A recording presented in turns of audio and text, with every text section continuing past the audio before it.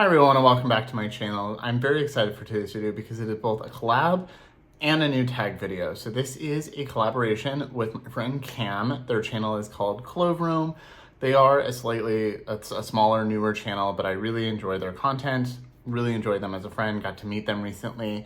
And we decided to create a tag together. So this is the Gender Euphoria Beauty Tag. This is our first tag for both of us creating something like this, and I am very excited for that. So we're gonna go through the questions. I'm gonna answer them myself, and then I just want this to be open for anybody else who wants to do this tag as well. So if you don't know Cam, they are another non-binary creator here. Their channel is called Clove. I will have it in the description box and up here in the cards. They are a newer channel. They haven't been around that long, but they already have close to 500 subscribers, and they've been doing some really great content. I really enjoy their content in general, but they also just did a bunch of anti-Black Friday, anti-sale videos, which I really appreciate. And always, you know, even if I don't have a problem with compulsive shopping, I really love that I have friends that make a lot of content about that. I mean, I've done a video here or there, but you know, them and Help Miss Tom talk about that stuff a lot, which I really appreciate, and I think it's good to have out here in this beauty space. But they're just a really sweet person. I really like them. I got to meet them recently. They came to Seattle for a trip with their dad, and we got to hang out a couple times, go out for dinner and drinks and stuff, and it was really great to meet them in person, and really excited to do this video together. And if you're new here, coming from Cam's channel or just new in general, my name is Colin. I'm a non-binary Latinx scientist and lover of makeup, and I tend to take a pretty analytical approach to the content I make, be it trying something new or, you know, using things I already know and love. And I just try really hard to make thoughtful, analytical content, and I have new videos every week. This is one of many going up in December. I have something pretty much every day going up in December, so I'd love to have you subscribe. And with that, let's get into the tag.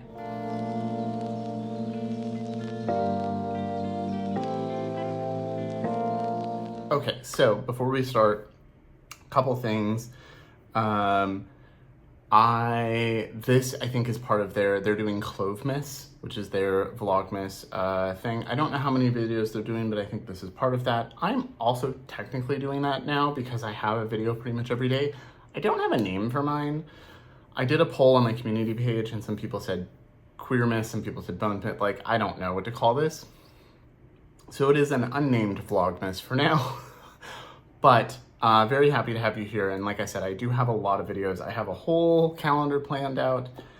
This is going up in a couple days from when I'm filming this, but I have something every day planned until Christmas, and then a bunch of stuff for the week after too. So lots of content coming, lots of rankings, end of year wrap up, best of things, but also some trying new things and some other collabs. So also, if you're interested about my makeup, I'll have it in the description box like normal, along with the tag questions and a link to Cam's video.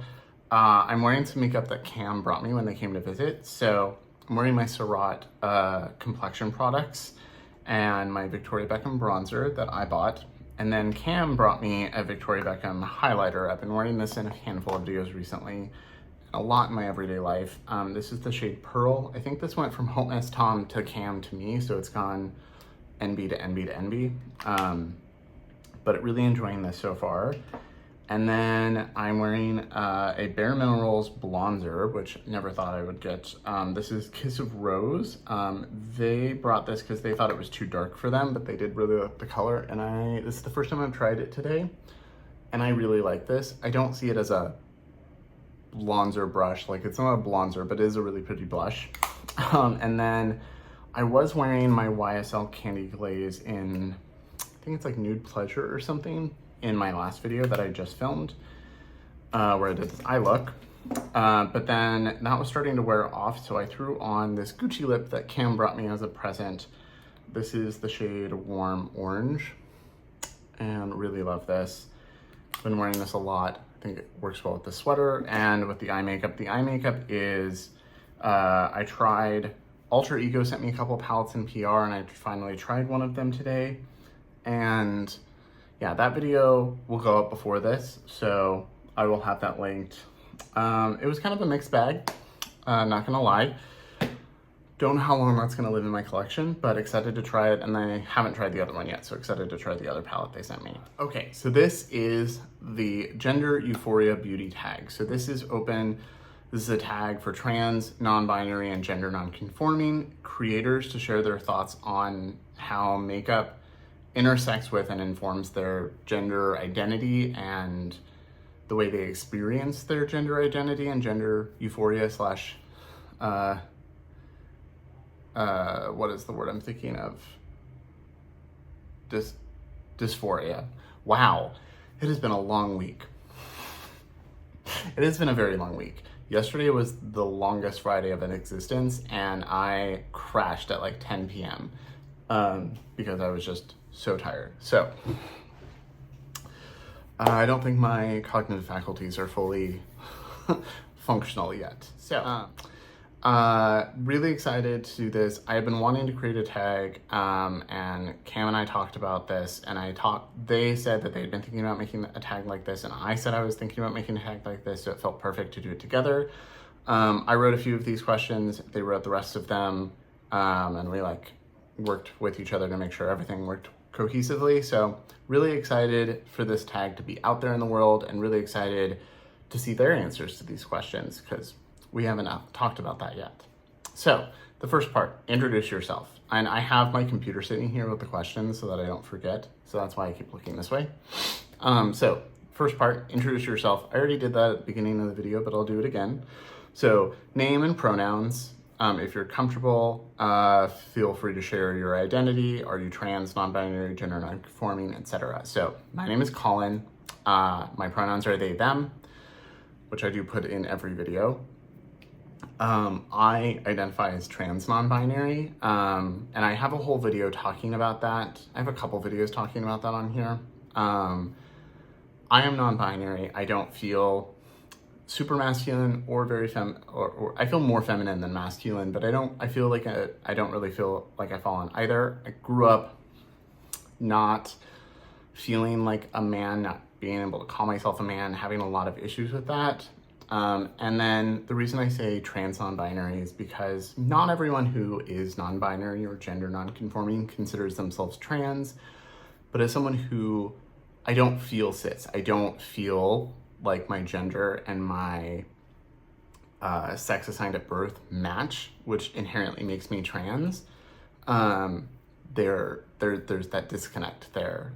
So by being non-binary, people fall under the trans umbrella as an umbrella, and how you identify is personal. But for me, as a non-binary person who doesn't identify or feel connected to being a man in any way, really, but I don't really feel connected with being a woman, and I don't want to be a woman either, I inherently am not cisgender, so then I am trans. And that's where my thought process is on that. In case you haven't seen those videos, I'll also have those linked in the cards. Also, I don't know if you can hear it, but my neighbors have a new puppy, and I hear a lot of barking, assuming that's what that is. So I apologize if you hear muted barking in the background. That started right as I was setting up to film, so can't really put this off any longer. After this, I need to, eat dinner and stuff. So the first question, what role has makeup played in your gender journey? So makeup for me has been a big part of my gender journey.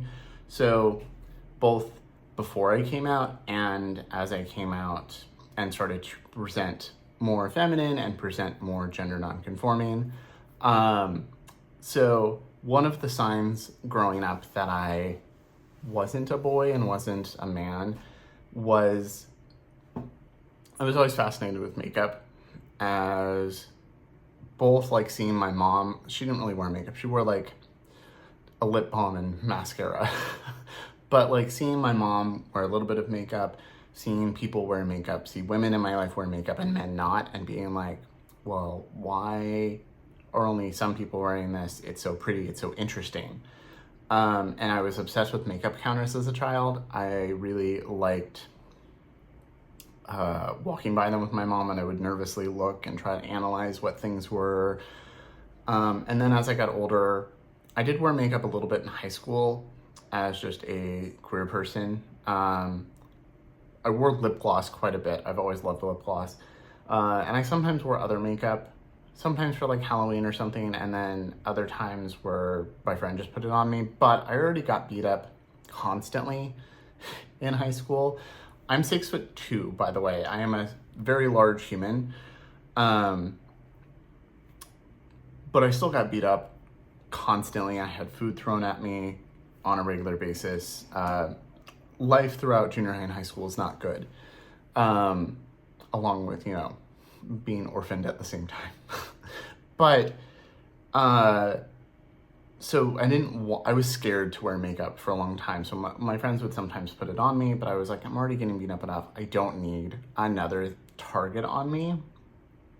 And in my gender journey has been accepting that, like, I already get looks for the way I dress sometimes, for being a tall human, for having my nails painted. I don't care for earrings. I don't care. I want to wear makeup. If people stare at me, they can stare at me. I don't care. And I'm also, older and more confident that I can protect myself. Not that we should need to. Side note, you shouldn't be bullied or physically assaulted for the way you look in any way. But that's, a different thing. But as I allowed myself to tell people, I think I'm non-binary, I don't think, I'm a guy, all of that. And as I was processing that, one of the ways that makeup was something that I was already interested in as an art form and just as something that's pretty and interesting, and also like I have dark circles and I have redness from shaving. So covering that stuff up on a day-to-day basis appealed to me. But it became a way to self-express more. I like wearing colorful things. I like wearing sparkly eyeshadows, doing something that's a little more feminine makeup-wise to express that. It's really helpful, especially as someone who's in a body that's not traditionally seen as feminine. I'm 6'2". I'm not super slender.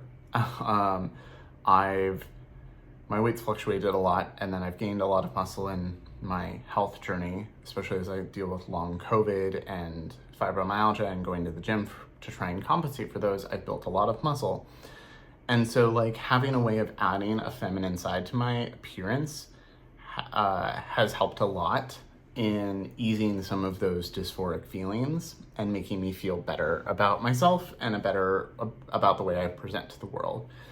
So I think that answers that question. But yeah, makeup has been a big part of my gender journey, is like from a child onward of like dealing with my queerness and my gender identity and not understanding it. And then, in my 30s, fully just embracing myself and my gender identity and being able to present that with makeup and earrings and fun outfits and stuff.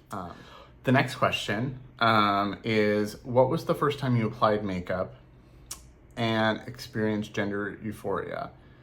So let me say that again. What was the first time you applied makeup and experienced gender euphoria? So like I said, the first time I wore makeup, I didn't experience euphoria. I experienced a little hint of like, ooh, pretty, and then fear.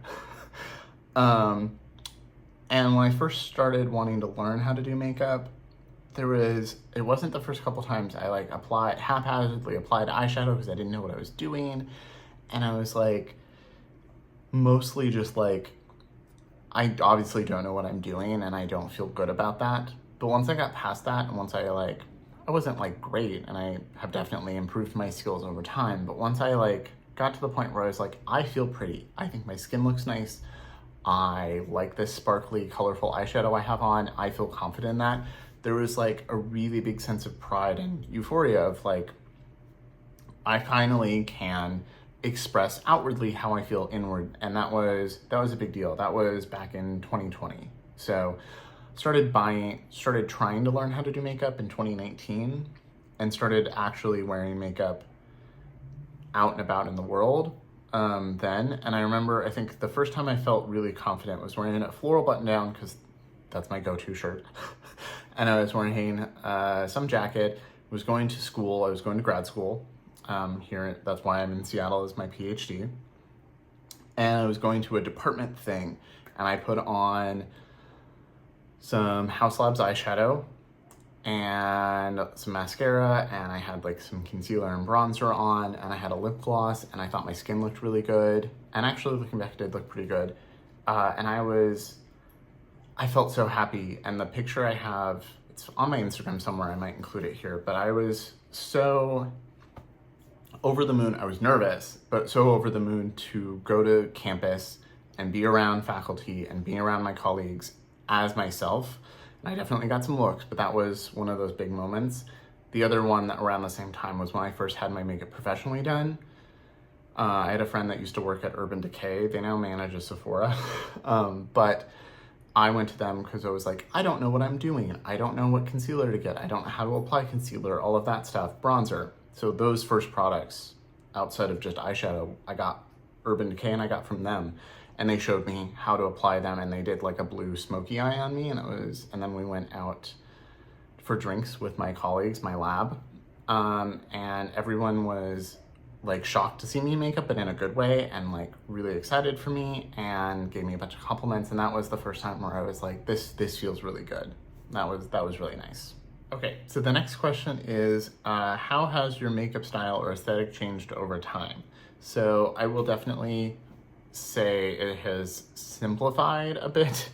I'm wearing more bold earrings now, and I'm trying to branch out in clothing a little bit. I mean, I have a lot of fun sweaters and cardigans and stuff like that, but beyond that. But as far as makeup, I would say I used to wear a lot more colorful makeup on a day-to-day basis. I still like colorful makeup, and like I wore like blue eyeliner the other day, but it wasn't like a full blue, look. If I do a colorful look, it tends to be like what I wore that first time, like a smoky eye, a little more subdued down here. It's not like the Instagram-y makeup. I would say throughout 2020, as I really learned makeup, I was learning from YouTube and Instagram and stuff, and so I was trying a lot of that stuff, and I didn't do things just because it was like, okay, I see people doing this, I see people saying this is how you should do it, and I would try it, and I would often be like, I like this better, and I would modify things, but I don't really try that anymore. I do bold, like colorful winged eyes more, or like every so often. I still do them, but I think I've kind of figured out what shape I like on a day-to-day basis with my eyes. I figured out my undertone. I figured out products that I like. I figured out that I like higher end formulas more. So I feel like I've just kind of refined what I do. I still really like color. I still like sparkle. But I feel like I just do a more refined version of what I did 3 years ago. Just from trying lots of products, comparing lots of products, trying different things, seeing people say they do it this way and somebody does it this way and a makeup artist does it this way, and trying all three and seeing what works for me. But yeah, I think my makeup style is just basically refined. It hasn't really changed drastically. I wear more neutrals now because I just want to be pretty, and I do want to be colorful and bold too, but I just really want like perfected skin and then either a fun lip or a fun eye, or sometimes both. And now there's another siren, so I need to pause again. Okay, so the next question is there a particular product or step in your routine that you find gives you more euphoria, or is it the whole process? So for me, I'm curious to see what Cam says, because this is one of the questions I wrote, and what other people think. For me, it's very much a product or a step. So like I wear concealer almost every day because I wake up looking tired or I have some redness I want to cover. Even if I'm wearing nothing else, I'm wearing like brow gel and concealer. And that doesn't really give me gender euphoria or anything like that. It's really when I go more feminine and actually wear products that look like makeup that I feel that gender euphoria. So it's when I'm wearing a lip, like I'm gonna reapply a little bit of this. or I'm wearing a colorful lip, or I'm wearing a sparkly eyeshadow, or something that not everyone is gonna wear, especially people assigned male at birth are gonna wear, that's when I feel more euphoria. I feel like I like having like good skin, like a little bit of blush, a little bit of concealer, brow gel. I do that all the time. But when I feel the gender feels, it tends to be when I'm wearing like a sparkly eyeshadow or a really nice lipstick, or both. So that's probably the shortest answer I will give today. So the next question is, has applying makeup or consuming beauty content ever made you feel dysphoric? Yes. Sometimes putting on makeup has, where, especially early on, where I didn't really know what I was doing, and I was like, I want to be pretty, I want to feel feminine, and it's not working right, and I just feel gross and ugly. That's definitely done it. Also, there's no one way to be non-binary or look non-binary. You can look any way and be non-binary. But there is a stereotype of non-binary people basically being feminine twinks. If you don't know what a twink is, it's a really skinny gay guy generally, but like this, this slim, slender, generally white, already kind of feminine body, is kind of the stereotype you see, and like see it online, see it in person, see it existing in the queer community. And they're the kind of people who, like, I have friends who fit that stereotype, and they easily grow their hair out, and they're really skinny and slender and shorter than me, so they can find any kind of heel they want, they can find any kind of shoe they want, they can easily just throw on a dress and have their longer hair and just be very femme presenting, and people sometimes mistake them for women for that same reason. And there's just like a level of privilege having that body type that's already like, you can have any body can be anybody, and anybody can be androgynous. Androgyny is just a mix of masculine and feminine, but there's something about those body types being inherently seen as androgynous, and not having that has definitely made me feel dysphoric countless times. And I see those people online a lot. So I see them in real life too, because I have friends like that, and they don't make me feel dysphoric. I'm happy for my friends. But there's something about seeing that constantly all the time, and having that, they have that innate body that people read as androgynous, and I don't. That has definitely made me spiral quite a few times. And I have a very rough relationship with my body, along with disordered eating past, and weight fluctuations and health problems and fibromyalgia and pain issues. Like, that's like just an added layer of like disconnect from my body, and not really feeling like my body looks or feels what it should feel. So I've seen applying makeup generally doesn't, and now it doesn't at all.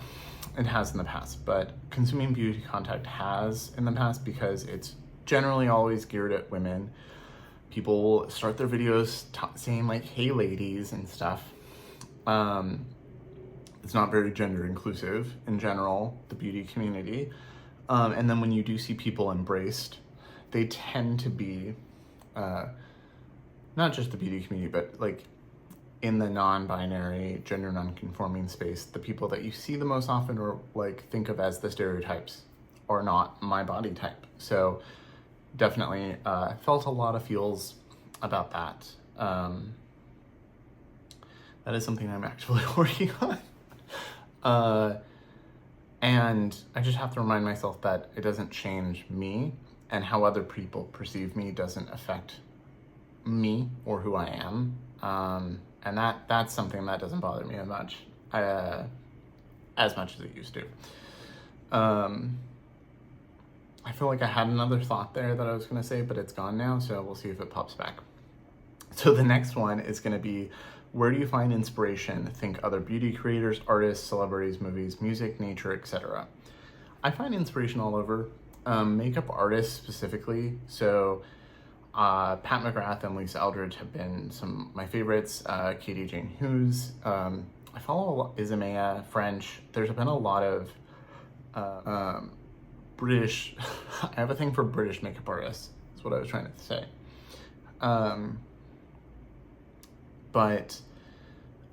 Yeah, watching makeup artists, looking at editorial makeup, seeing those techniques gives me a lot of inspiration.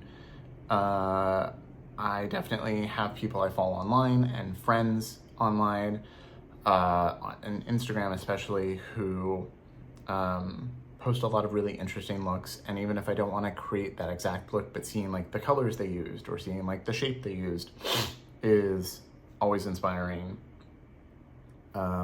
Celebrities, not really so much.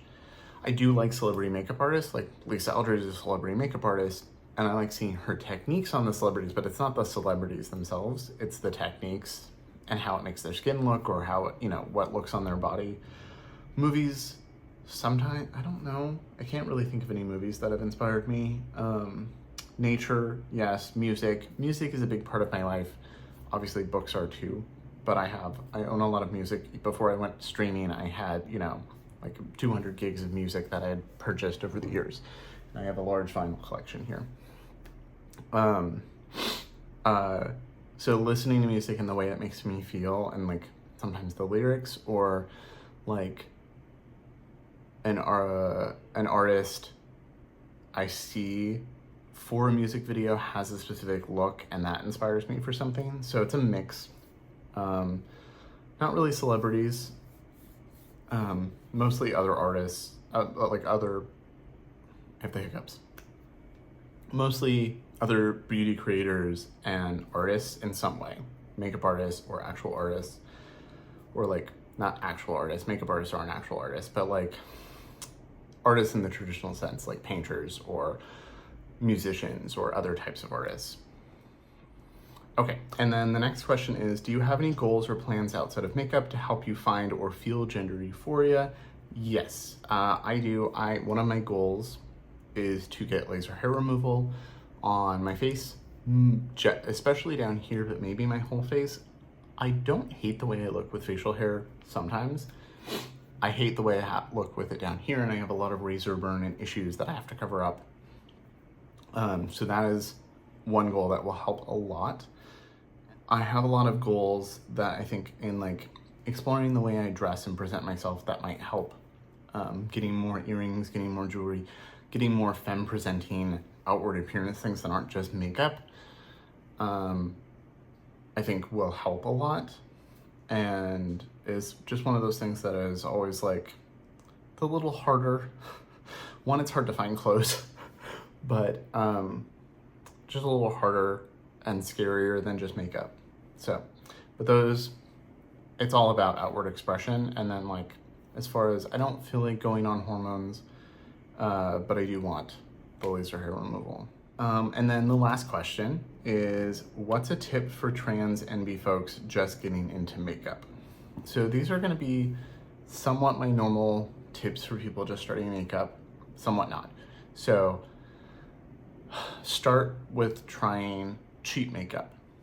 Go to Ulta or Target or whatever and get some drugstore makeup.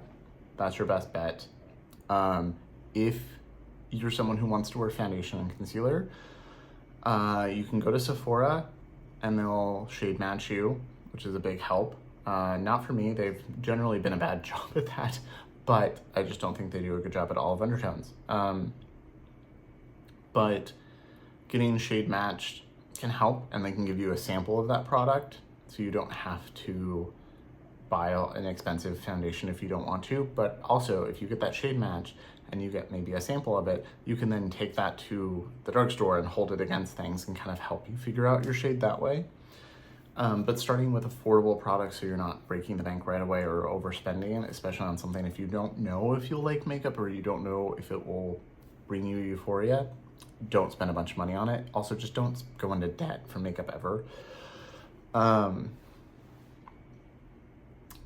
And then kind of figure out what you like. Using cheaper products to figure out the type of products you like, I think is very helpful. And that's just kind of across the board for anybody.